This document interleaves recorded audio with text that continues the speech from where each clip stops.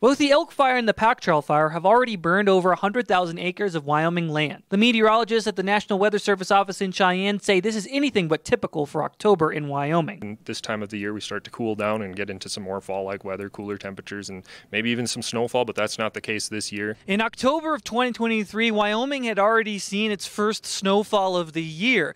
Now this year looks a lot different, with record high temperatures across the Cowboy State, 2 major fires, and no precipitation in sight for at least the next week. Meteorologist Josh Sandstrom says there's not much change in the coming weeks. We may see a little bit of a cold front come through over the weekend, but it's going to be pretty dry. Really not looking at much precipitation chances, if any, with that at all. Kelly Norris is a forester for the state of Wyoming and says that the high winds ramping up in the evening is hampering the containment efforts. The Elk Fire, some of the largest fire activity, biggest runs were occurring after midnight, and that just compounded everything more because we don't fly aviation resources at night. So it put quite a bit of challenges on the ground in the dark for wildland firefighters. Kelly added this extended fire season has put a toll on Wyoming firefighters. We are usually in hunting season right now, and we are in firefighting season. Our volunteer fire departments have tirelessly gone out day after day onto calls. Kelly says all these fires need is a little help from the weather. These fires are so large now, they're weather driven,